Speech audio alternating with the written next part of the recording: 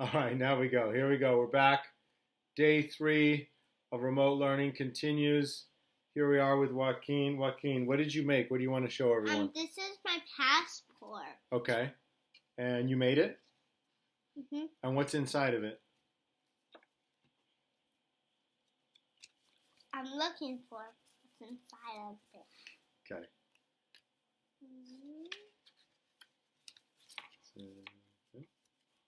You want to show? And this says, where are you? Where do you live?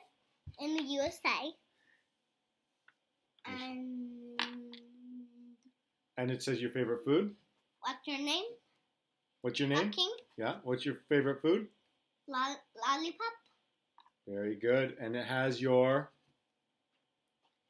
Picture. All right. So you want to say bye for now? Bye for now. I'm gonna go to sleep. We'll do the lesson and then we'll check back in with what. Test, test, test. Recording. 1, 2, 3. And we're back. So welcome. Same points we start with every day. Hope you are safe. Hope you are healthy. Stay inside. Wash your hands. Don't touch your face. Be checking Google Classroom every day. Videos, announcements, etc. And be checking for those Google Hangouts, which have been successful so far. Obviously, this is still new. We're on the 3rd day of our remote learning. Please try your best. As always, please trust us. And we're going to give you some more tips based on some common mistakes that we have been seeing. So we're continuing with our World War II unit. Some homework to be aware of. Of course, right now it's all homework because you are completing all of this at home.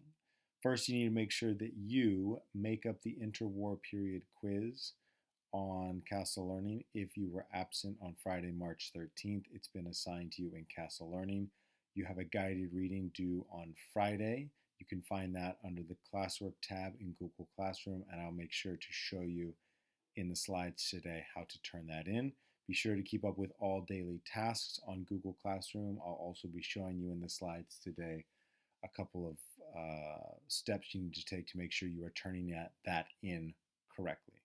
So again, here's Castle Learning. Here is the assignment that some of you still need to make up. If you were absent March 13th, sign into Castle Learning, make it up. Let us know if you have any trouble signing in. A couple students let us know that. We reset the password. Now they're signed in. This is what the guided reading looked like before. On the left, old version on paper, new version is on Google. You've seen this slide a couple of times now. I want to make sure you know where to turn in the guided reading. Many of you have started the guided reading. You've begun editing the Google Doc. Some of you have mistakenly shared the Google Doc to us rather than turning it back in to Google Classroom. So you want to make sure when you're done that you click on the turn in button in the upper right, which I've highlighted on the screen here for you. That's for the guided readings. For the daily tasks, here's a screenshot of the day 2 task. When you're looking at the task, if you're confused, you're going, where do I write my response? You can see at the bottom, there's a spot there where you need to click View Question. And then when you go to view the question is there. There's a spot below for class comments. Don't use that unless you have some comment that you want to share with the whole class. There's a spot on the right for private comments. Use that if you have a question that you want to ask your teachers directly. And then above that is the box where you type your answer. Where it says your answer, type your answer. That's where you type your answer. And once you're done, you click Turn In. If you decided you wanted to change your answer, at that point you can go back if you need to, and there'll be an edit button there instead. But you need to make sure you turn in your assignment there in the upper left. I'll show it to you one more time. It's the one right up there. Turn in your assignment there. If you send it to us another way, it's harder for us to keep track of. All right. So we are continuing with AIM 3. And it looks like we have a problem here in the slides. Okay, I think I fixed the problem with the slides. So we're continuing aim 3. How do we analyze political cartoons in order to learn about the relationship between Nazi Germany and the Soviet Union during World War II, which we had already discussed during our interwar period unit. So that'll come back up again, the relationship between those two countries. We're going to look specifically at political cartoons. So political cartoons, you may be familiar with these. These might be new to you. Political cartoons, the strong feelings raised by politics and international issues, such as the coronavirus, are the focus of political cartoonists in this country and around the world. Cartoons not only reflect the events of the times, but they often offer an interpretation or express a strong opinion about these events as well. So the cartoons are all usually about something that's going on, such as the coronavirus, and also express some viewpoint on the topic. So here's a couple of examples below. Both of them are about coronavirus. Both of them are critical of the president's response to dealing with the issues. You can tell the author has expressed their opinion on the matter through the cartoon. We're going to start by using this example, which we've already looked at before, which you are familiar with. So our warm-up says, read the political cartoon techniques and identify at least 2 techniques that the cartoonist used. So you've seen this cartoon before.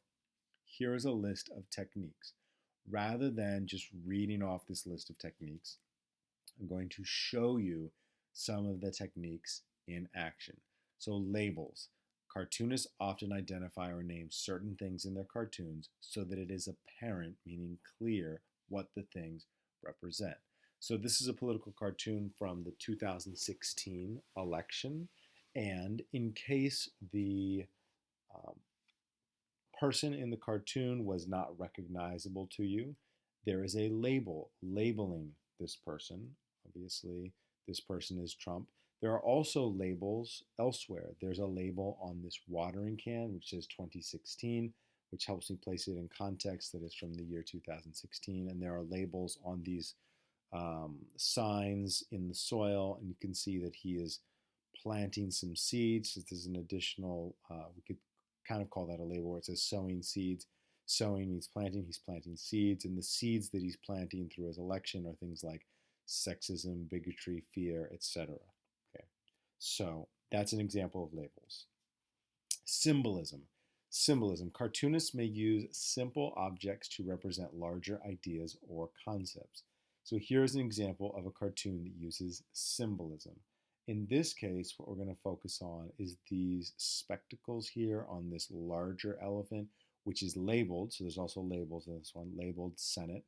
And in this case, the cartoonist is using a simple object, which is the spectacles, those tiny little glasses worn on the nose, to represent larger ideas such as wisdom, experience. They're trying to communicate that the Senate, which is represented by the larger elephant who looks older, who's wearing the spectacles, is possibly wiser or possibly has more experience than the younger elephant represented, labeled as the House, and who sort of also has this naive look on their face. Okay. Analogy. Cartoonists may compare a simple image or concept to a more complex situation in order to help the viewer understand the situation in a different way. And this is a cartoon that is using analogy. So the cartoonist in this case is comparing a simple concept, which is a monster truck rally, pretty easy for us to understand, big monster truck smashing smaller cars. And they're comparing it to a more complex situation, which is U.S. government spending. So the concept here is that the military is spending, the amount of money the amount of money the government spends on the military is so big that it crushes everything else in the budget in terms of what the U.S. government spends money on. So they're trying to help you understand, even though it's complex, there's all these different ways money is spent. It's kind of like a monster truck rally. The military is the biggest one. It smashes all the other parts of the budget. And lastly, irony, which I think is the most difficult one to identify, and sometimes it's the most difficult one to understand. We'll show you an example here. A cartoonist may express an opinion on a topic by highlighting the difference between the way things are and the way things should be or are expected to be.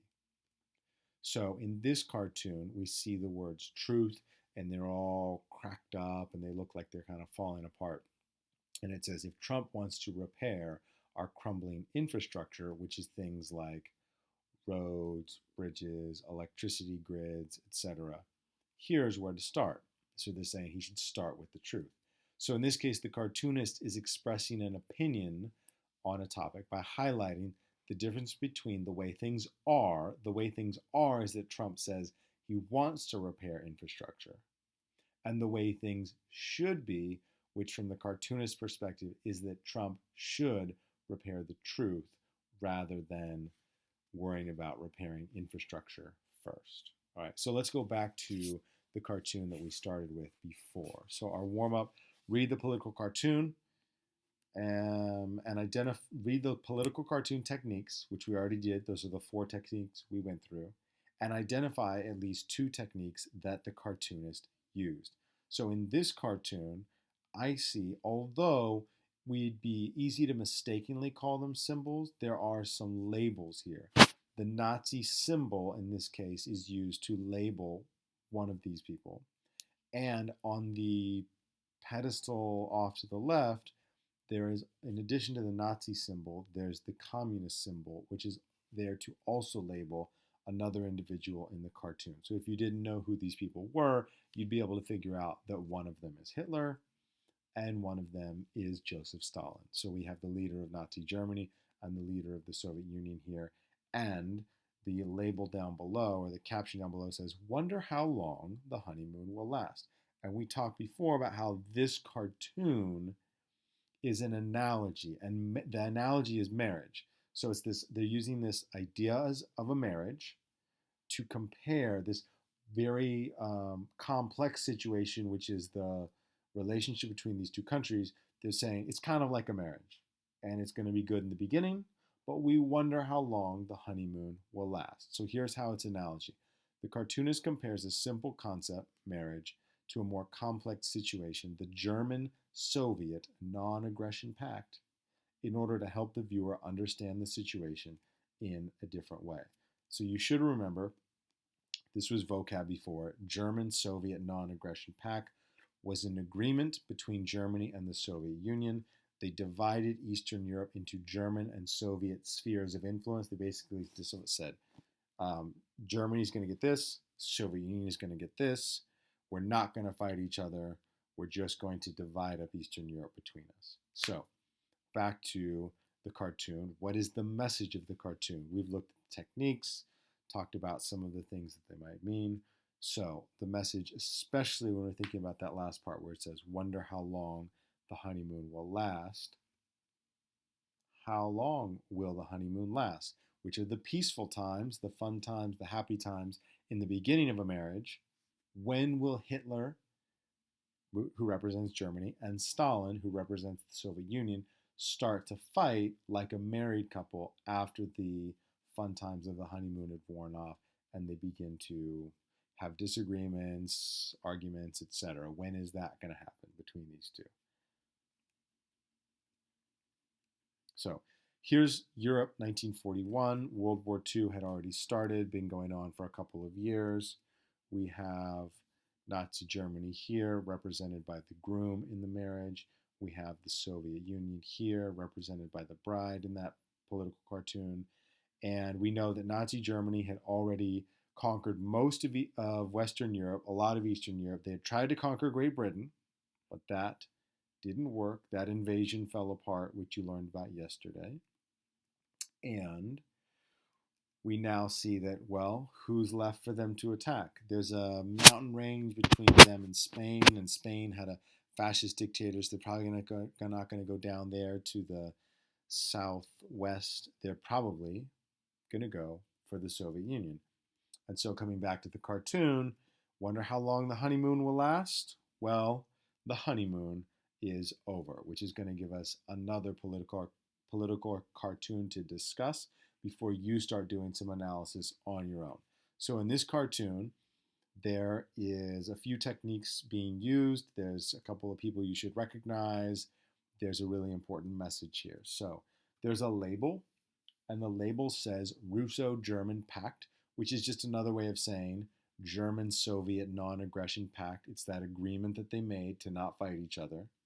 We see one person here who is Hitler, and he is saying, "Forgive me, comrade," which is how people in the Soviet Union referred to each other. So it's sort of a play on what Stalin might have said. But it seemed such a good opportunity. And so they're hugging each other, but he's used this opportunity to do something else to Stalin rather than just hug him. So we've got, before we move on to our next technique, here we go. Let's take a look at symbols. There's some symbols here as well. So we've got labels, we've got symbols. Behind Hitler are some airplanes, there are some soldiers, and there is a tank. And those things are there to represent the strong German military, which is ready to attack as soon as they are told to. Additional symbols behind Stalin. There are some symbols. There is the Soviet Union, which had industrialized. So there's electrical wires or electrical towers for industry. And there are farmers for agriculture. So it's supposed to represent what's been going on in the communist Soviet Union, focusing on industry and agriculture. And then the whole cartoon overall is an analogy. The pact is there that Stalin was holding and it's like releasing from his hand. And the fact that these two leaders are hugging also represents the pact, the agreement, let's be friends. The stab in the back is an analogy for the attack. So we know that Hitler must have attacked Stalin or the Nazis, Stalin or the Soviet Union. And Stalin looks very surprised, which is supposed to represent that he is unprepared. So what's the message? There's a few points here. First, we know, based on this cartoon, it looks like Hitler, who represents Germany, broke the German-Soviet non-aggression pact. He's the one who has done the attacking. We know from the cartoon, Germany probably surprise attacked the Soviet Union. That's the stab in the back. We can tell that Stalin, who represents the Soviet Union, was unprepared for the attack by Germany's strong military, who's there behind Hitler. And if we go really far, we can even infer, well, why? Why would Hitler want to do this? And it's possible that Hitler wanted the Soviet Union's energy and agricultural resources, which are there behind Stalin in the political cartoon. So here's how the invasion went. Early in the morning of June 22nd, 1941, the roar of German tanks, represented by the tractor emoji, since we don't have a tank emoji, and aircraft, announced the beginning of the invasion of the Soviet Union. The Soviets had been invaded before, though. So as the Soviets retreated, thinking back to previous invasions of Russia, they burned and destroyed everything in the enemy's path. The Russians had used this scorched earth policy previously against, think about it, when did we talk about scorched earth policy? Who invaded Russia and who was ultimately defeated because of things like the scorched earth policy? It was Napoleon. So that's problem one for Germany as they invade the Soviet Union. Then, as the fall came along, in October, the first snow fell and it quickly melted and it turned all of the roads and open areas into mud. German armored groups were greatly slowed down, and because they were slowed down so much in their invasion, it allowed the Soviet troops to fall back, meaning go further back, like retreat away, and sort of regroup and get themselves together. So here's what the Germans realize as they're beginning to reach winter. We are at the end of our resources in both personnel and material. We are about to be confronted with the dangers of deep winter. And this was said by Edward Wagner, who was the general of the German army. He said that in November 1941. So What did the Germans do? Of course, they just backed off, right? No, wrong. As temperatures fell, as it got colder and colder, the Germans retreated. Then, ignoring the winter defeat of who was defeated 130 years before by the Russians using scorched earth policy, and because of the winter, again, it was Napoleon. Ignoring this defeat, Hitler said, "We will not retreat, no retreat." So he forced them to continue the invasion through the winter. The invasion stalled. The winter made everything worse. They continued into the next year, and then another winter came, and the Germans did successfully get control of some cities, such as the city of Stalingrad, which was an important city in the Soviet Union, named after Stalin. That's why the name is Stalingrad. And then, just as they had finally started to get some control, another Russian winter set in. And so, eventually, 90,000 frostbitten. You can see the frostbite on this soldier's face. His face is all scabbed up from how cold it is. Half starved German troops surrendered to the Soviets in Stalingrad. These pitiful survivors were all that remained of an army of 330,000. So this is very similar to what happened to Napoleon. And the Regents exam loves to bring this up as a topic on comparing Hitler's actions to the actions of Napoleon, and the fact that Hitler made the same mistakes that Napoleon had made 130 years before. So, after the Germans give up to the Soviets in Stalingrad, Stalingrad was 99% destroyed. Basically, the entire city was gone. But it's kind of like when the British showed that they would not give up to the London Blitz, or the Battle of Britain, when the Germans invaded by air and bombed the cities of Great Britain. Now it's been shown again that the Germans are not invincible, that they can be stopped, and the Soviets begin to push them steadily backward, back, so they get further and further into Germany.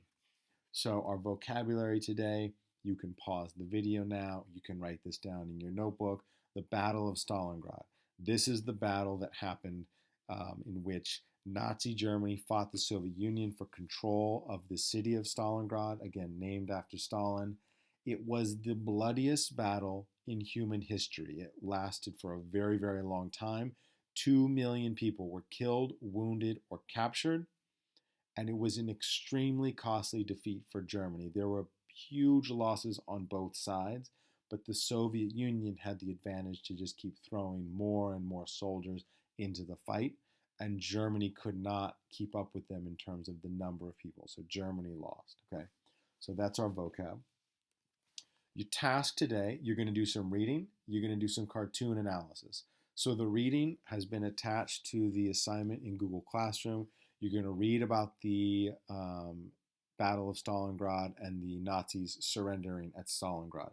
That's important because it's going to help you understand the cartoons that you're going to look at. And if you don't read it, you won't be able to understand the cartoons or necessarily make the right connections to the cartoons. So for the cartoon analysis, you're going to pick any of these 3 cartoons here. So choose any one. They've been attached to the assignment. Here's cartoon 1. I'll just point out a couple of things. There's some animals on the wall. These are trophies, so sometimes after people hunt and they kill an animal, they'll have it turned into a trophy. So those are trophies on the wall, and they're labeled with different countries, right? We see some action here. We see a label on this bear labeled Russia. We see a sign above the door there. So those are some things to keep in mind as you're looking at that cartoon, if you choose it. If you choose cartoon 2, we've got similar things here. We see this big monster type creature labeled Old Man Winter. We see a sign that's labeled to Moscow. Moscow is a capital city in what's now Russia, at the time the Soviet Union. We see this tank which is labeled Nazi Panzers. So if you choose that one, that's a little guidance for you. And in this third cartoon, it says they're serving roast Adolf, Adolf meaning Hitler, at Joe's house tonight. Joe meaning Joseph Stalin. You can see Stalin here. Take a look at the things that he's holding, both hands. He's holding this, looks like a pig, up on a platter, and the pig looks like Adolf Hitler, hence roast Adolf. And he's holding something else in his hand, which looks like maybe he's going to use that to cut up. But it's also important to look closely. What are those? Are those symbols that represent anything else? And how does his face look? Those are all things to consider. So in Google Classroom, after you have picked one of these 3 cartoons, right, choose any one of them. After you've picked one, there is a political cartoon analysis worksheet for you to complete in Google Docs. So the Google Doc is there, linked to it. You're going to type directly in it. So you're going to observe, what do you see in the cartoon, the objects, the people in the cartoon, what actions are taking place in the cartoon, and then you're going to think about techniques. What techniques do I see being used here? Do I see labels? Do I see analogy? Do I see symbols? Do I see, what was the last one? Irony. What do I see? And then include an explanation of how you see it or what it means. And then you're going to go down to the last 2 here. What's the message of the cartoon? So after you've observed, you've done some analysis, interpret the message, and then figure out how is this cartoon related to what you know about this specific lesson. So how does it relate to what you read about in the article? Or if you want to go big picture, how does it relate to what you already know about the Soviet Union and Nazi Germany, the agreement between them, or other information related to this unit? Maybe a connection to what happened in the Battle of Britain. Okay. There's some things for you to focus on additionally as you're doing this analysis. Just some guiding questions. If you're looking at labels, what things in the cartoon are labeled? Why do you think the cartoonist chose to label those things? If they did symbolism, what are the symbols for? What do they represent? If the cartoonist used analogy, what ideas or situation compare? So what's the simple idea? And how does this simple idea help explain a more complex idea? And then lastly, if the cartoonist used irony, what are they trying to show about the way things are and the way that things should be? Don't forget, as always, be safe, be healthy. Check Google Classroom every day. Check it several times a day. We know that this is new. Keep trying your best. Trust us. As long as you're keeping up and trying your best, everything is going to sort it out. We appreciate your hard work, and we will continue pushing forward.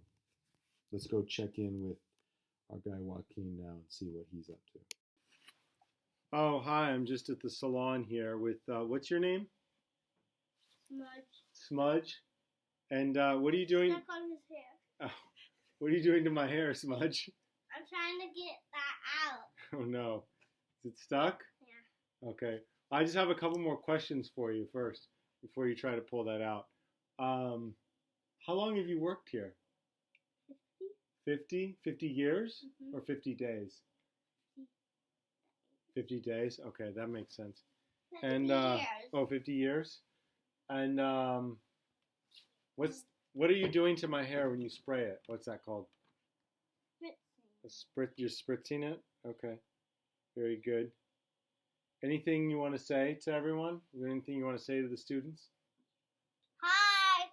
Be safe. Be safe. Let's say bye for the day. You gonna say bye, Smidge? Bye. What was your name? Smidge? Smooch. Oh, Smooch. You gonna say Smidge. bye? Smooch.